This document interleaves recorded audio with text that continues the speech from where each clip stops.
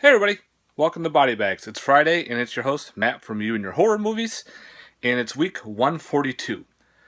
This week I'm reviewing a film that came out this month but was released in 2015. This was put out by Legless Corpse Films, and it's a horror anthology, and it came in this awesome red case and it fits it. And that's called Volumes of Blood. Uh, the red case just makes the artwork pop right out. I love it. And that's how it came too.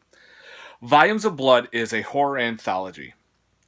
Pretty much, it's a college kid learning about urban legends. So he gets with his friends in the library, and they discuss like what his thesis is going to be, and he wants to do it based on urban legends. Now, he's trying to figure out how he wants to do it. So him and his friends decide to sit around the library and tell 4 stories, all based on urban legends. Well, made up urban legends, because he wants to make one up and make it interesting.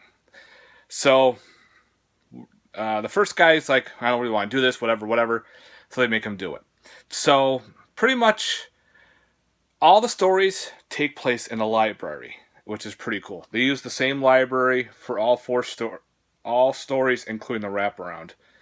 And so pretty much is the first story is about a girl trying to get her paper done in the library, and she's in a rush, got to pull all-nighter. She meets a dark gentleman here selling her a new energy drink, and this energy drink is supposed to be the best on the market. They're doing a test run, while this energy drink has killer effects. So yeah, that's the first one. Kind of the weakest out of the stories, but even the guys in the group said, that's kind of weak, which was funny. The next story is told by the hot chick, and she is pretty much telling them a ghost story in the library. The ghost story is pretty much black and white, which is pretty cool how they did it. It's kind of got a little bit of an Asian horror flair to it, and it was okay. Pretty much this guy working at the library, a mysterious woman dropped off some ghost story books, and of course he's trying to put them away. The books keep falling off the shelf, and supposedly there is a ghost of a woman haunting the library, or haunting maybe the books. And the ghost pretty much goes after him. Yeah, that's pretty much it. It's an okay story. Even the guys were going, yeah, that's an okay one. The third story is kind of much of a woman with her boyfriend in the library, and she's trying to get her paper done. Well, the boyfriend wants to party. She kicks him out, said, let me do this, then we'll go all party. Well, now there's a creature roaming the halls of the library because she passes out and wakes up in the dark library. And now she's got to avoid this monster. This story pretty much has a Tales from the Crypt kind of vibe to it. And it's pretty cool. You can guess what happens, but the storyline was pretty good in how they did it.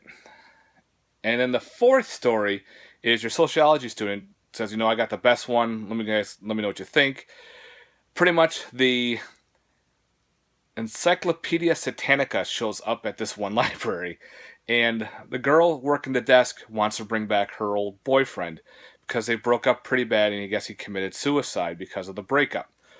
Well, she decides to do a little ritual based on that, and it gives pretty nasty results.